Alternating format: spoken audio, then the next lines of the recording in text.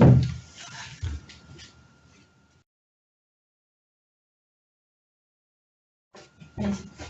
démarre directement? Oui. Ok. Donc, bonjour à tous. Je m'appelle Thibaut Devaquer. Je suis ravi d'être là ce matin avec vous, passer une petite heure à discuter un petit peu de social selling en B2B. Donc ce webinaire va se dérouler de la manière suivante. Nous avons 3 quarts d'heure de présentation. Alors autant c'est une présentation que j'aime bien faire de manière interactive, mais un webinaire c'est toujours un peu plus délicat. Mais pour que vous puissiez malgré tout interagir avec nous, vous avez la possibilité de poser des questions et on finira cette petite heure par 45 minutes de questions.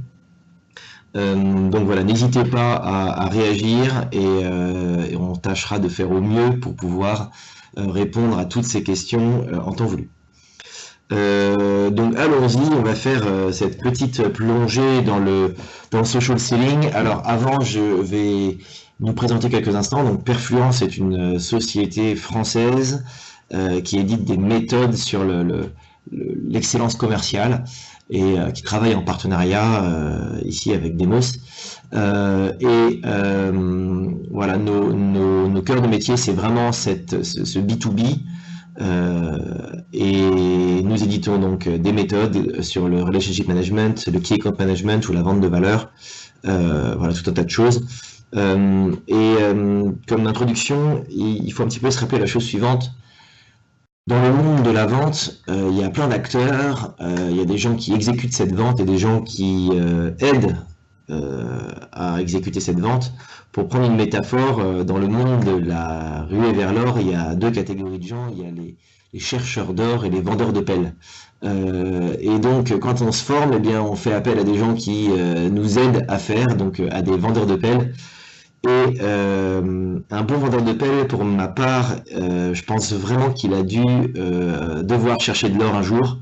Et donc c'est notre cas. Nous-mêmes, nous pratiquons la vente en B2B, donc pratiquant la vente en B2B, on s'intéresse vraiment à ce qui marche et ce qui ne marche pas. Et donc voilà, c'est avec une expérience assez opérationnelle que je vais vous faire ce petit retour sur des expériences de social selling. Alors, qu'est-ce que le social selling ? Le social selling, c'est un buzzword, comme on dit aujourd'hui, un mot dont tout le monde parle. Et il y a une séquence assez classique qu'on identifie au social selling en 4 morceaux.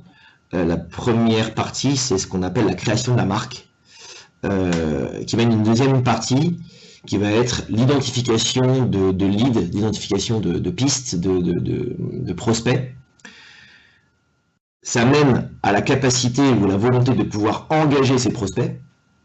Et ça se termine donc, enfin ça se termine plutôt, ça commence par la construction de la relation, puisque évidemment, quand on vend en B2B, une fois qu'on a vendu, c'est le début de l'histoire qui commence, je ne développerai pas ici l'intérêt de la construction de la relation client comme capacité à développer le business qui est beaucoup plus forte que la capacité à conquérir de nouveaux clients. C'est pas le sujet de ce webinaire aujourd'hui. Mais donc voilà, on a ces quatre éléments. Notre conviction chez Perfluence sur le social selling, c'est de considérer que le social selling en B2B se focus presque exclusivement vers les 2 éléments centraux. Trouver les bonnes personnes et les engager. Alors pourquoi est-ce qu'on les a exclus ? On a exclu la capacité à construire des relations parce que la plupart des B2B, en tout cas qu'on traite avec nos clients, sont des secteurs dans lesquels la construction de la relation doit nécessairement passer par la rencontre, par la construction humaine, par le fait de bâtir la confiance. Et dans ce cas, la communication digitale ne suffit pas et on invite énormément nos clients à aller vers un maillage de leurs clients, de leurs comptes, qui soit le plus humain, le plus concret possible. Donc je ne vais pas vraiment m'intéresser à cette question de la construction de la relation. Concernant la création de la marque, il y a 2 petites choses à faire remarquer. La première, c'est que dans la plupart des cas, les gens qui sont en position de vendeur n'ont pas la responsabilité marketing. Et donc, comme vous n'avez pas la responsabilité marketing, vous n'avez en général pas la main sur votre capacité via les réseaux sociaux à créer la marque de votre société. Cela étant, vous créez malgré tout une marque tous les jours, vous créez la vôtre, parce que vous êtes votre propre marque. Et il y a quelque chose de très intéressant et d'assez unique sur LinkedIn. LinkedIn est le seul outil professionnel qu'on vous demande plus ou moins officiellement de gérer à titre professionnel, sans qu'il soit administré par votre société. Vous l'administrez vous-même et vous le gérez vous-même. Je suppose que la plupart d'entre vous, vous avez votre compte LinkedIn qui transpercera pendant des années votre vie dans différentes sociétés. Et donc, quand vous quittez une société, vous ne perdez pas votre compte LinkedIn, comme vous pouvez perdre votre messagerie Outlook et vos usages de votre CRM ou de je ne sais quel autre outil. Cet outil professionnel vous suit et vous en êtes vous-même garant malgré tout. En conséquence, vous avez le devoir de créer votre propre marque. Donc là-dessus, on reviendra un petit peu quelques instants parce que créer votre propre marque, c'est ni plus ni moins que la création des profils. Et qu'est-ce qu'un bon profil en B2B, comment est-ce qu'on peut l'opérer, le gérer, etc. Eh bien, nous allons voir ça aussi un petit peu aujourd'hui. Donc voilà le cadre de travail, la séquence que l'on va suivre aujourd'hui, qui va nous permettre de pouvoir un petit peu détailler ce qu'on peut faire en B2B avec le social selling. Alors, la première leçon, je dirais, que je vous transmettrai aujourd'hui, c'est j'espère que comme moi, vous êtes assez actif avec vos clients, et étant actif avec vos clients, vous avez beaucoup de temps à passer avec eux, et votre temps étant précieux, nous devons choisir nos sujets, nos réseaux, nous devons choisir les batailles dans lesquelles on s'investit, parce que quand on n'est pas community manager de métier, quand on n'est pas marketeur de métier, et qu'on est sales, eh bien, on doit arriver à économiser un temps précieux sur ces réseaux. Alors voilà, pour nous, enfin en tout cas pour mon cas, moi j'utilise énormément LinkedIn. Il y a plein d'autres réseaux, il y a Twitter, il y a Facebook, il y a des réseaux avec des dominantes particulières. Instagram qui est très avec une recherche esthétique assumée et une dimension d'image. Vous avez des spécificités, par exemple Xing, enfin c'est Cross, qui est le LinkedIn très implanté en Allemagne. Vous avez des spécificités de réseau correspondant à vos business. La question n'est pas savoir si vous devez les utiliser tous, la question est de réfléchir en quelle mesure vos prospects sont atteignables sur le réseau que vous choisissez. La question n'est pas de savoir s'ils sont présents, parce qu'ils le sont. Prenons l'exemple de Facebook. Facebook compte 1, et quelques milliards d'utilisateurs, donc vos clients sont à titre personnel sur Facebook. La question que vous devez vous poser, c'est: ai-je le moyen de trouver donc un canal me permettant d'aller les chercher sur Facebook? Si j'y arrive, la deuxième question qui suit, c'est trouveront mes clients, mes prospects, trouveront-ils cela légitime? Si à ces deux réponses, enfin même à l'une des deux, vous dites non, alors c'est pas le réseau que vous devez utiliser. En cela, LinkedIn est un réseau très consensuel d'un point de vue professionnel, c'est-à-dire que tout le monde trouve ça légitime de se faire engager professionnellement sur LinkedIn. Même si, évidemment, si vous faisiez du B2C, eh bien, engager un client en B2C sur LinkedIn, c'est toujours un petit peu étrange, puisqu'on y est à titre professionnel et on est des consommateurs, finalement, de manière plus globale, sur des réseaux qui sont des réseaux personnels. Donc, moi, je vous invite à faire ce choix de la même manière, à administrer dans votre journée le temps dédié. Si vous commencez à lire LinkedIn, à lire de manière détaillée un petit peu les posts que vos proches diffusent, ça peut être quelque chose de chronophage et d'infini. Donc voilà, on dit souvent chez nous qu'on timebox notre temps social media. Vous donnez 30 minutes par jour, ça correspond à votre temps de RER entre tel endroit et tel endroit, à votre temps d'attente que vous avez après le déjeuner, à la fin de votre pause. Voilà, timeboxer le temps où vous faites votre veille, où vous êtes actif sur les réseaux sociaux. il y a aussi plein d'outils qui vont vous permettre de pouvoir administrer vos postes et de les prévoir en avance de phase. Ça va vous libérer beaucoup de bande passante. Alors, on va se concentrer un petit peu sur LinkedIn pour le moment. Alors, LinkedIn, quelques petites indications sur ce que c'est et à quoi ça sert. LinkedIn, c'est aujourd'hui 500 millions d'utilisateurs. Alors, il faut être très attentif au fait que les utilisateurs de LinkedIn ne sont pas du tout répartis de manière homogène sur la planète.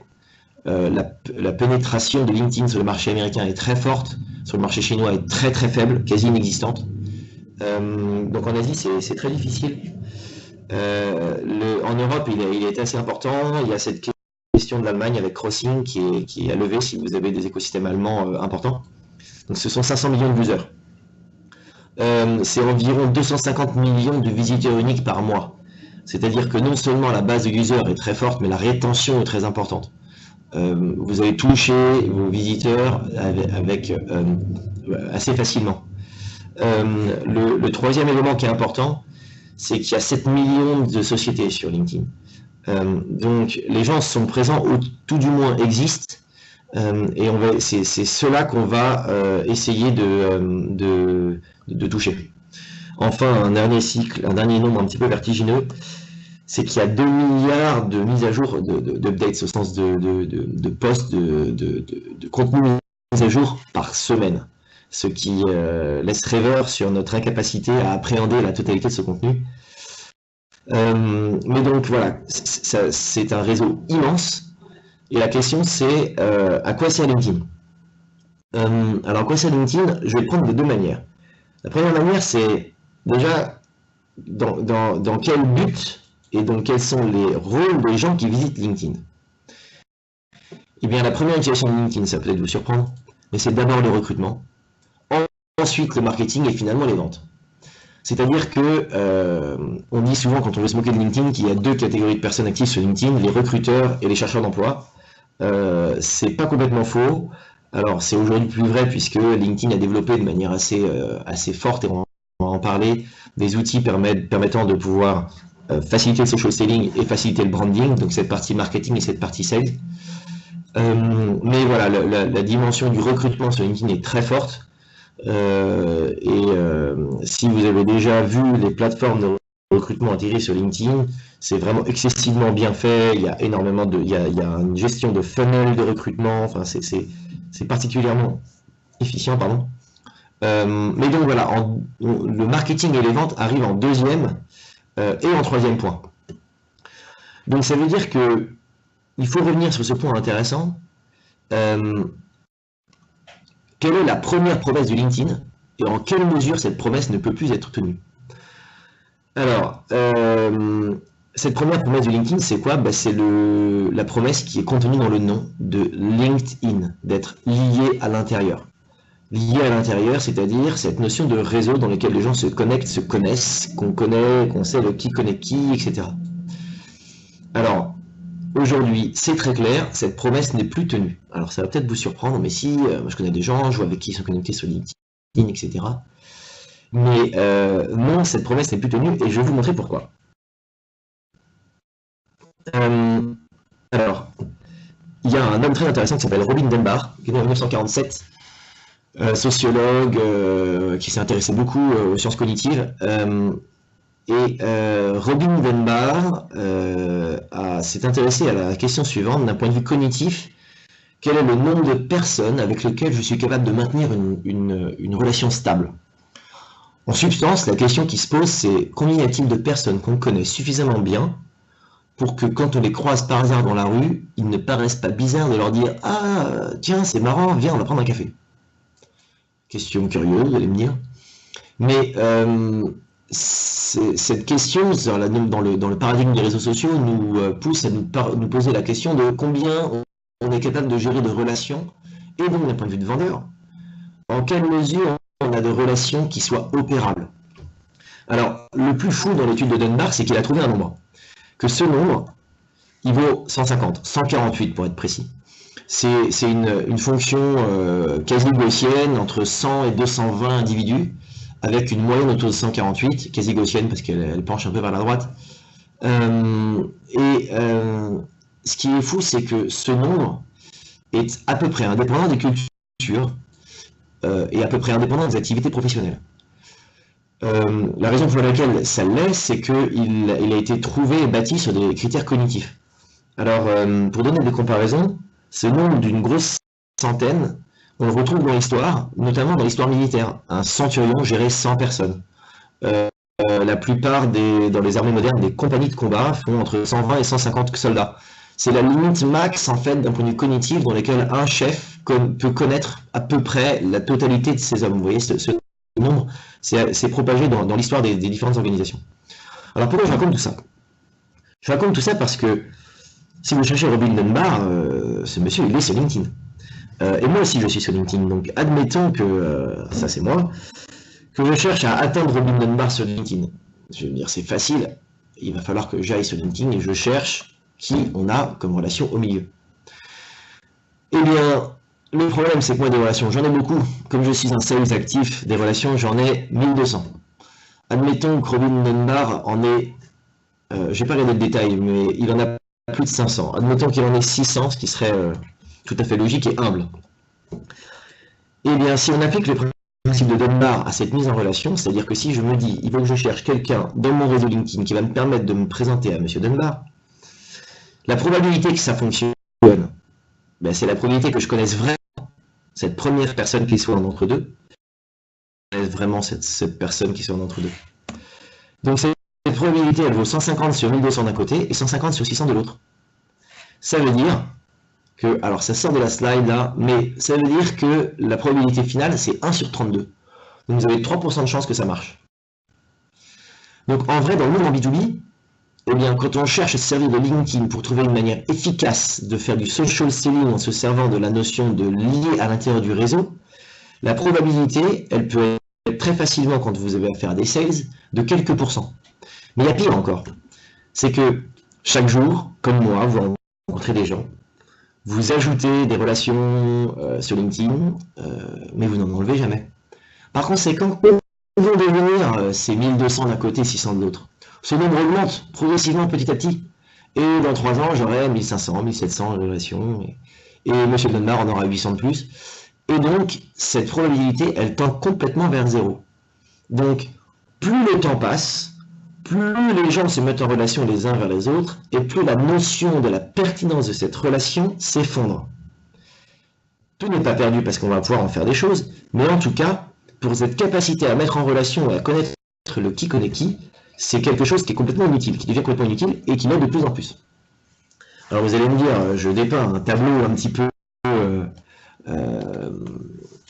peu sombre de cet intérêt de LinkedIn, mais de facto, c'est ce qu'il est. Alors, c'est pas perdu, pourquoi? Parce que malgré tout, on va pouvoir faire d'autres choses de LinkedIn. Que devient LinkedIn aujourd'hui? LinkedIn devient la plus grande database de CV, je dirais, de profils professionnels du monde. Donc, on arrive sur la question suivante. Pour profiter de cet intérêt de LinkedIn, quand je vais faire du social selling, les gens vont finalement être convaincus par quoi? Par un message additionné à une personnalité que je suis, ce qui revient à dire que la capacité que nous devons avoir à créer un profil pertinent devient absolument clé. Alors, je me suis inspiré d'un article dont je donnerai référence tout à l'heure. C'est Jane Freering qui a fait ça en 2017. Elle était partie sur beaucoup de points clés. Je l'ai un petit peu réduit, mais à tout seigneur, tout honneur. Donc, je la cite. Moi, j'ai retenu 10 étapes pour pouvoir créer un profil pertinent sur LinkedIn.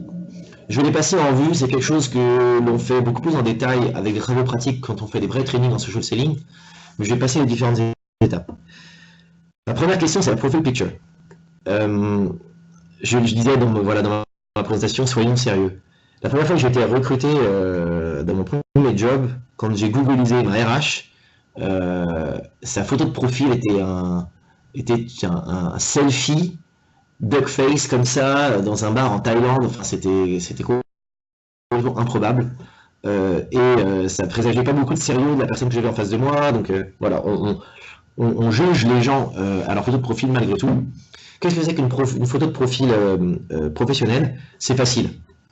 Soit c'est une photo de profil dont le fond, donc avec la tenue, hein, évidemment la tenue est professionnelle, mais soit le fond est un fond corporate. Typiquement, vous êtes dans un monde industriel, vous allez avoir en fond un de vos produits, vous vendez des hélicoptères, vous allez avoir un hélicoptère derrière vous, vous êtes dans le manufacturing, vous allez avoir en second plan l'usine dans laquelle qui fait la production de vos produits, etc. Soit c'est tout simplement un fond uniforme. Le mieux, c'est d'avoir ce fond texturé dans lequel vous avez un flou de profondeur de champ sur le fond. Et là, vous avez le top de profil. Quand on fait voilà, les trainings, on regarde quelles sont les bonnes et les mauvaises photos de profil. On prend quelques exemples. Donc ça, c'est le premier élément.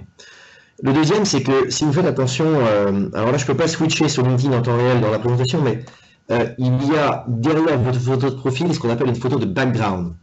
Cette photo de background, elle doit répondre à un cadre, à une définition particulière, mais c'est vraiment du free branding.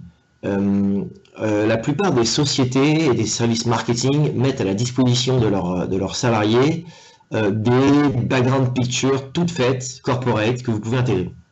Sinon, vous pouvez créer les vôtres, et vous pouvez même écrire des messages dessus. Donc, c'est quelque chose d'assez utile. Et c'est quelque chose de très marquant, parce que la première chose que les gens regardent sur LinkedIn, c'est votre photo de profil, et donc la photo de background est juste derrière, et ils la voient tout de suite. Ensuite, quelque chose que les gens oublient toujours, c'est qu'ils font la confusion entre la headline, c'est-à-dire c'est le petit élément qui est juste en dessous de votre nom, et avec votre titre. Votre job title, ce qu'il y a juste en dessous de votre nom, c'est pas censé être ce que vous faites dans la vie. C'est censé résumer qui vous êtes. Et est-ce que vous vous résumez uniquement à l'intitulé de votre job? J'ai des doutes. Donc voilà, vous pouvez vous servir de cette headline pour aller beaucoup plus loin que votre titre. Quand les gens veulent savoir finalement ce que vous faites dans la vie, ne vous inquiétez pas. La première chose qu'ils vont faire, c'est qu'ils vont scroller pour aller voir votre job actuel et ce que vous faites réellement. Ensuite, voilà, ce sont 3 éléments clés. Je vais passer un peu plus vite sur les suivants. Ça, c'est un élément qui demande beaucoup de temps pour le faire bien. C'est assez difficile. Ne me donnez pas un résumé de vos différentes étapes. Racontez-moi une histoire. L'histoire de votre profil. Pourquoi vous êtes allé de là à là, à là, à là. Alors, ça demande un peu d'écriture, mais ça peut être utile. Alors, celui-là est assez rigolo. Il y a une étude qui est faite chaque année par LinkedIn sur les plus grands buzzwords, c'est-à-dire les mots qui sont tellement utilisés qu'ils deviennent à peu près insipides. Et donc en 2010, je ne sais plus si c'est les 2017 ou les 2018 que j'ai mis ici, mais voilà ce que nous avions. Donc specialized, leadership, focused, strategic, experienced, passionate, expert, creative, innovative and certified. Donc voilà, les 10 mots les plus utilisés sur LinkedIn, sous-entendu ceux qui vous rendent le moins discriminant finalement. Donc voilà, on peut faire mieux que ça. Je vous invite à aller chercher des mots différents. Alors parfois on n'a pas le choix. Hein. Typiquement, nous, le côté de strategic et complex sales, c'est quelque chose de majeur dans notre métier. Donc strategic, on l'utilise. C'est comme ça. Mais voilà, on essaye de s'en sortir le mieux qu'on peut. Alors celui-là est très important. Il faut faire grandir votre réseau. Alors très souvent, quand je fais des conférences ou des trainings sur social selling, il y a toujours des gens qui me disent « Mais oui, mais moi, je suis désolé, mais tous les gens que j'ai sur LinkedIn, je les connais. » Alors, bien. Mais le problème, c'est qu'en fait, comme je l'ai vu avec Dunbar tout à l'heure, la question n'est pas de savoir si vous les connaissez, parce qu'il suffit que vos contacts ne fassent pas la même chose pour que de toute manière, cette chaîne soit cassée. Donc finalement, ça ne sert plus à rien de se battre là-dessus, enfin c'est mon point de vue, mais ça va avoir un impact énorme sur votre capacité à vous servir de LinkedIn. Pourquoi? Parce que, pareil, quand on fait des trainings, on rentre un petit peu dans les préférences, mais la configuration des profile privacy fait que vous pouvez régler tout un tas de choses pour donner accès à des informations sur vous à des gens qui vous connaissent soit directement, soit indirectement à 1 degré ou à 2 degrés, etc. Ça veut dire que plus vous multipliez votre relation de votre nombre de relations de premier degré, plus vous multipliez le nombre de relations de second degré, et donc plus vous allez être en capacité d'aller récupérer l'information sur des gens qui, à la base, ont fermé, je dirais, la communication d'informations sur leur profil aux communications de premier degré. Donc pour moi, c'est très important de pouvoir faire grandir votre réseau et de toucher le maximum de gens possible. Alors, je vais passer cela. Show me what you've got, c'est la capacité que LinkedIn a de pouvoir mettre en évidence les skills, les compétences. Il y a eu une grande refonte de l'UX de LinkedIn il y a quelques mois, j'aurais dit il y a 6 mois là maintenant. Et donc maintenant ça a pas mal changé, c'est beaucoup moins explicite les skills, donc je vais passer un petit peu là-dessus. Pareil sur les recommandations. Alors, devenez un avocat de votre société. Faites-le pour 2 raisons. La première raison, c'est que ça va vous faire du business. La deuxième raison, c'est que il y a une étude qui a montré en 2017 que les évolutions de carrière et les évolutions de salaire sont largement supérieures d'une quinzaine de pourcents à peu près pour les collaborateurs qui sont les avocats de leur société sur LinkedIn. Alors, c'est pas parce que vous faites ça que vous avez de meilleurs résultats et que vous serez mieux payé, mais c'est qu'en général, ça reflète l'engagement que vous avez vers votre société. Et ça, c'est un principe de promotion. Donc voilà, soyez un avocat de votre société. Pareil, alors ça sort du slide, mais le dernier, c'est share and comments, c'est-à-dire partager et commenter les articles. Mais s'il vous plaît, lisez-les. Quand vous diffusez du contenu, il y a un article qui sort, le titre est intéressant, il y a plein de gens qui retweetent et repostent ça sans les lire. Faites-le. Voilà la manière, elle est très simple. Vous cliquez, vous lisez, vous récupérez la phrase qui vous a marqué, vous la CTRL-C et vous le repostez en mettant entre guillemets cette phrase-là en CTRL-V. Ça veut dire à votre audience, voilà ce que j'ai lu dans cet article et voilà la phrase que j'ai retenue. Et vous apportez de la valeur aux gens. Donc ça, c'est très important. Alors, on vient de faire un petit tour d'horizon sur construire sa marque, donc son profil personnel. On va rentrer vers cette question de identification. Alors, trouver les bonnes personnes sur LinkedIn. Sur LinkedIn, sur LinkedIn et surtout le social selling d'ailleurs, hein, on a le choix entre, je dirais, 2 voies. Soit le targeting, d'accord, soit le mass marketing. En gros, il y avait 2 solutions pour faire la guerre. Soit vous envoyez un sniper chercher la bonne personne, soit vous envoyez des bombardiers et que vous traitez tout le monde, c'est-à-dire vos clients, y compris les gens que vous n'avez pas besoin de tester. Vous faites beaucoup de dommages collatéraux. En gros, c'est ça. Et tout va être dans votre stratégie un compromis entre votre targeting et votre mass marketing. Alors, il y a la manière on peut faire les deux. On va s'intéresser d'abord à la question du targeting. Pour targeter les gens sur LinkedIn, il y a tout un tas de choses.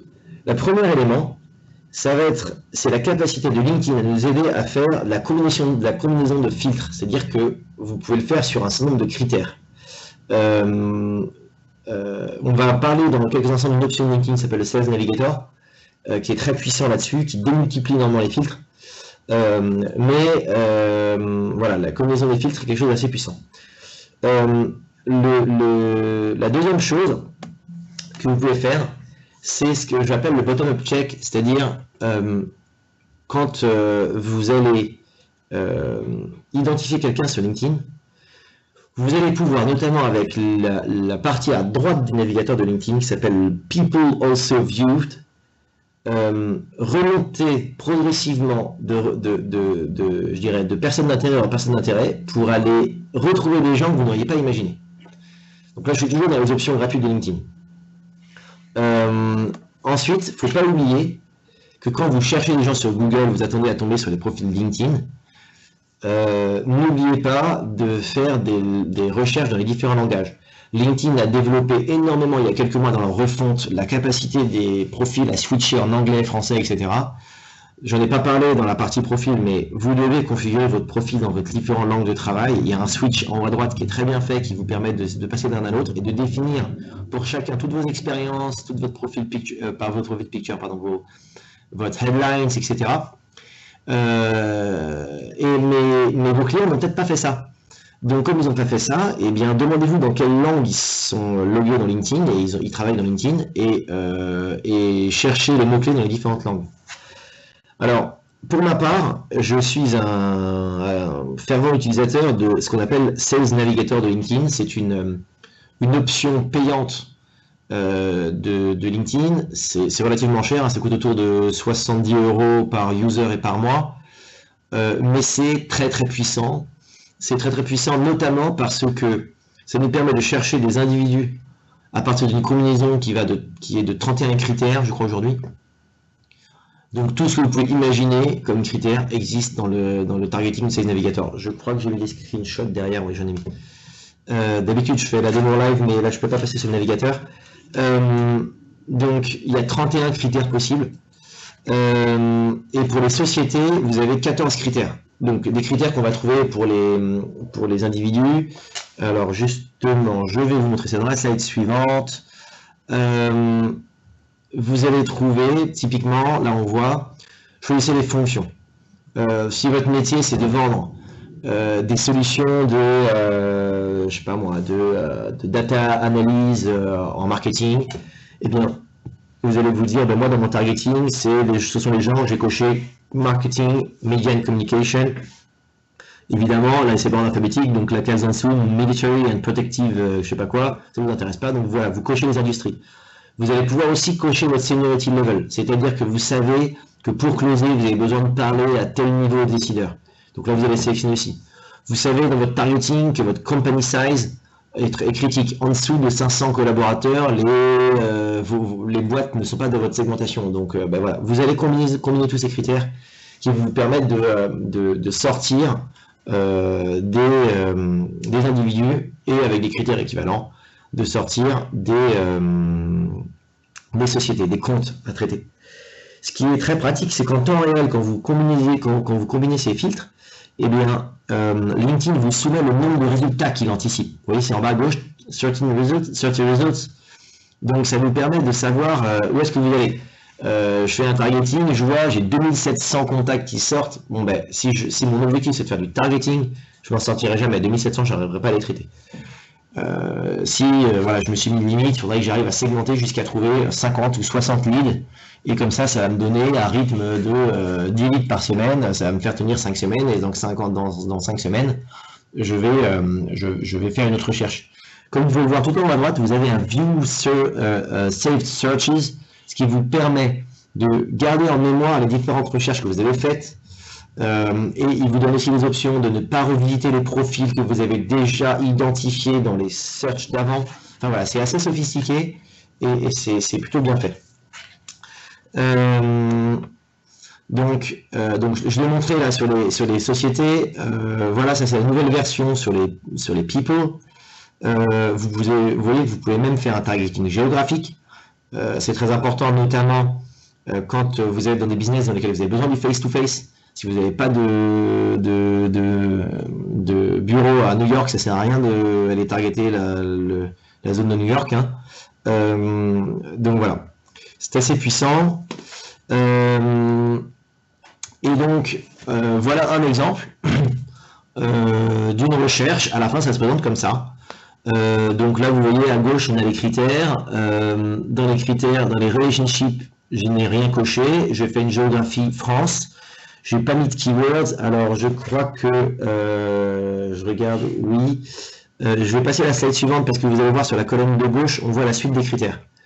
Voilà, j'ai fait une segmentation des gens qui font du business development et des sales dans les milieux oil and energy et aviation and aerospace avec des boîtes de plus de 1000 personnes. Voilà, et qui sont en France. Et bien ça me remonte 1100 profils. Voilà, 1.1 kilo profil. C'est tout en haut là. Une fois que j'ai fait ça, j'ai plusieurs options. Je peux continuer à me servir de ma souris à gauche pour aller continuer à sélectionner des critères. Typiquement, je vais dire, alors très bien, là vous voyez, j'ai un compagnie.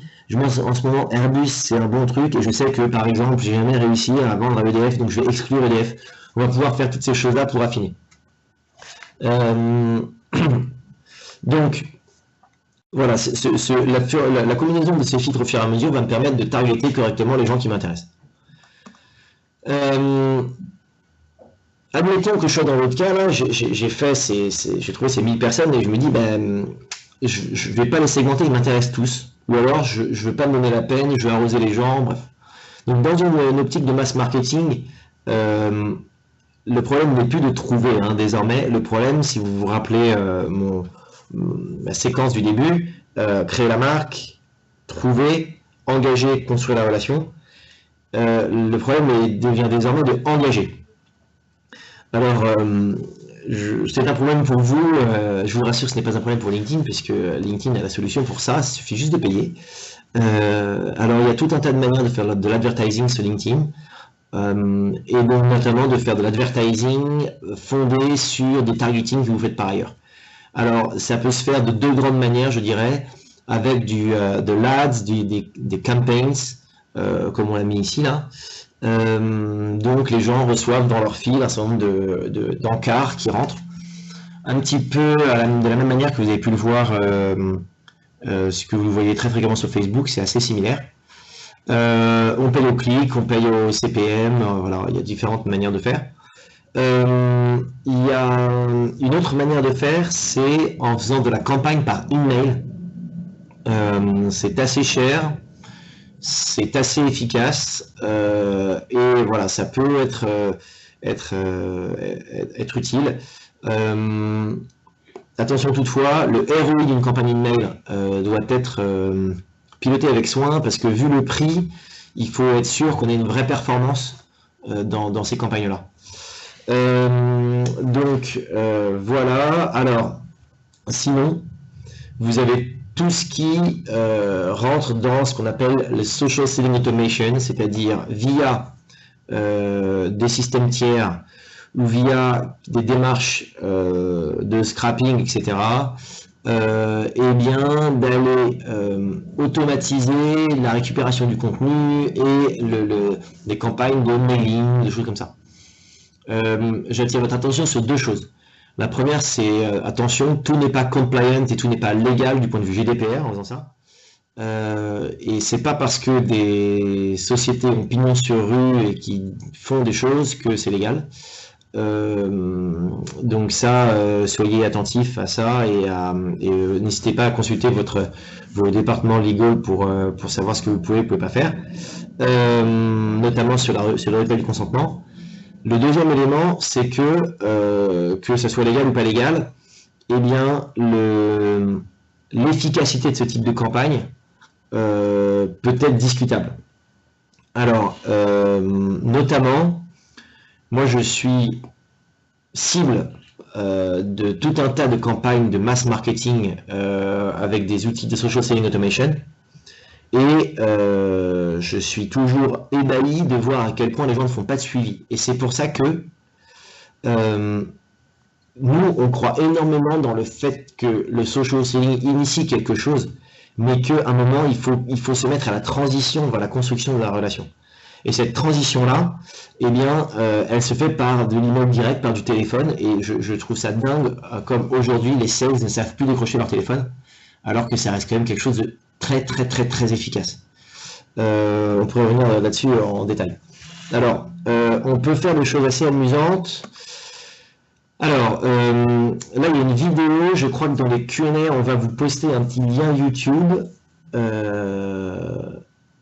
Alors, je vois pas trop s'ils l'ont reçu, on va me le dire, si vous avez reçu. Alors, c'est une petite séquence que j'ai construite qui dure 1 minute 30. Alors, je vous propose de redémarrer ensemble dans 5 secondes, comme ça je la commenterai. Alors, vous avez reçu, donc attention, 1, 2, 3, 4, 5, je la démarre et je la commente avec vous. Alors, qu'est-ce que c'est que cette séquence? C'est une séquence qui dit, voilà, j'ai un blog, j'ai du contenu, je voudrais faire arriver les gens sur mon contenu. Comment est-ce que je peux faire?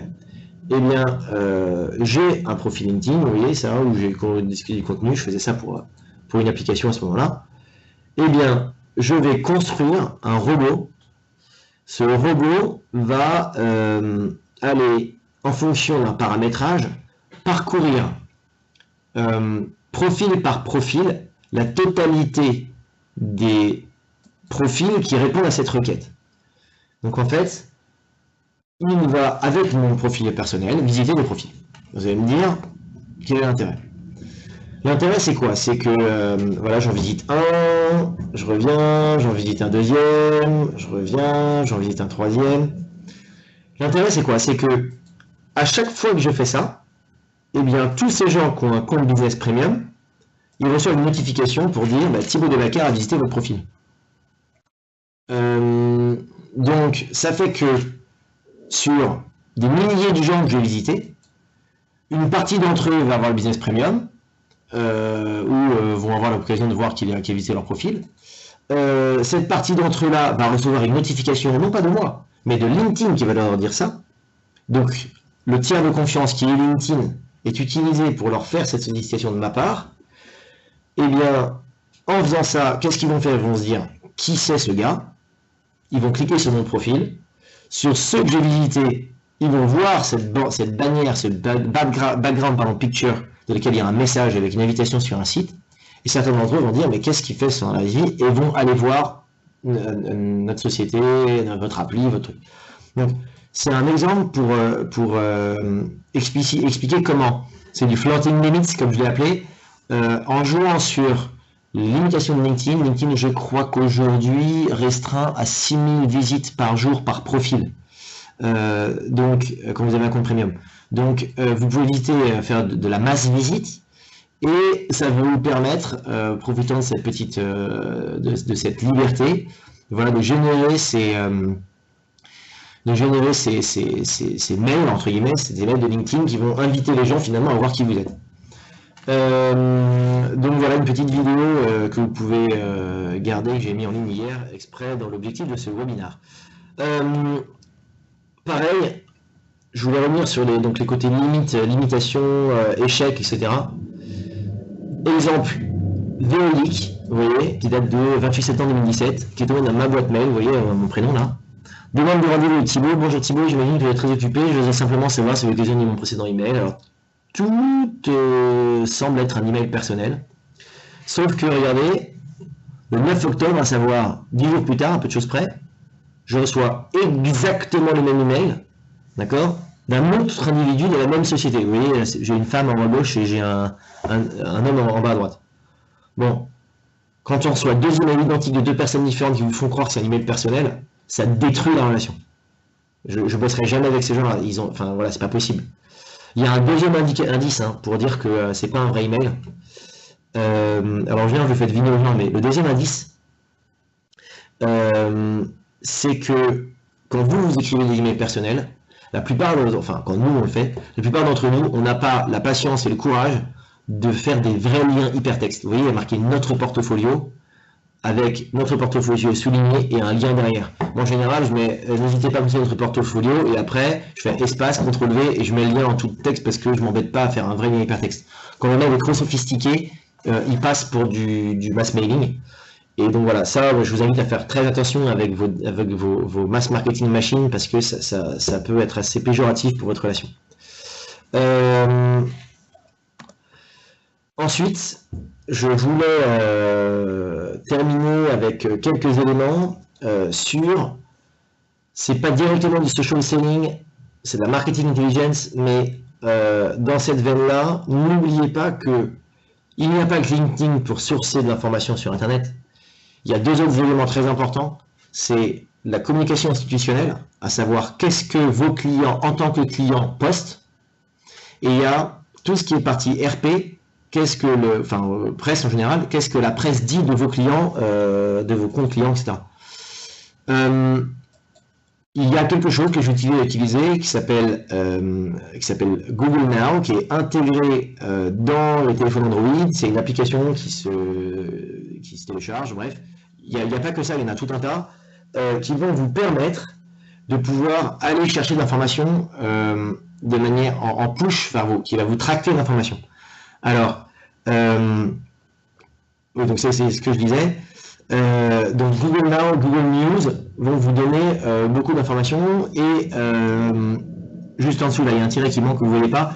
Je marque les thématiques RSS feeds. Vous pouvez paramétrer avec des flux RSS des abonnements vers des contenus Et l'objectif, c'est de faire quoi? C'est de vous aider en timeboxant votre temps à passer à faire de la veille du social selling, d'être sûr que vous êtes efficace le maximum de temps possible. Alors, voilà à quoi ressemble Google Now et comment est-ce qu'on customise, comment est-ce qu'on customise son feed d'actualité.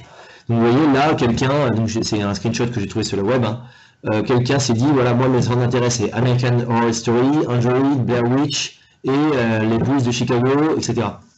Donc si vous, votre client c'est Renault, Peugeot, l'automobile, et puis aussi, je sais pas quel truc de manufacturing, vous paramétrez ça, vous paramétrez des combinaisons de filtres, et il va vous pousser des lignes, ce qu'il va vous trouver, qui va scraper, et il va apprendre ce qui vous intéresse et ce qui vous intéresse pas, et vous pouvez lui dire, tiens, ça ne m'a pas intéressé, ah bon, ok, vous pouvez lui dire pourquoi, voilà.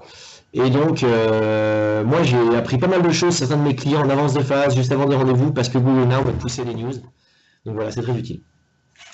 Donc c'était ma dernière slide. Voilà mes informations de contact s'il y en a besoin. Voilà, n'hésitez pas. Et je pense qu'on va pouvoir prendre des questions.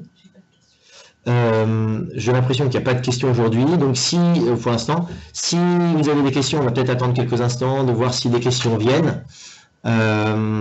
Et comme ça, on va voir ce que ça donne. Alors...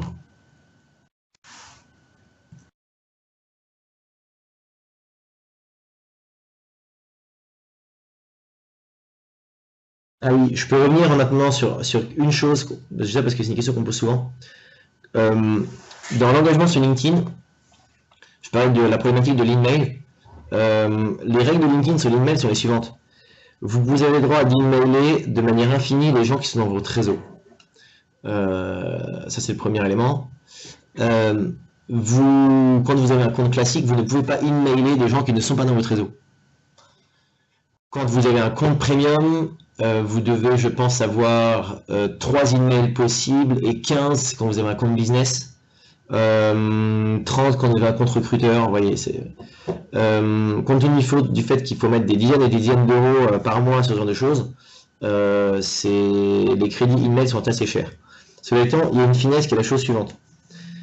Si vous avez quelqu'un qui vous intéresse, qui n'est pas dans votre réseau, alors, si vous faites une demande de contact, il vous permet de personnaliser le message. D'une certaine manière, vous avez déjà un message gratuit pour n'importe qui au moment où vous faites la demande de connexion.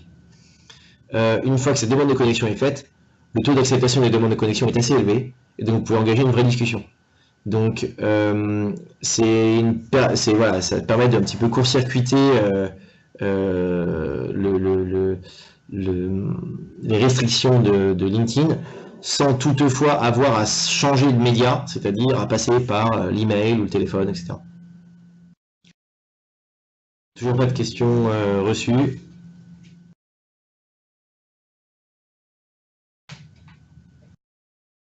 Bon.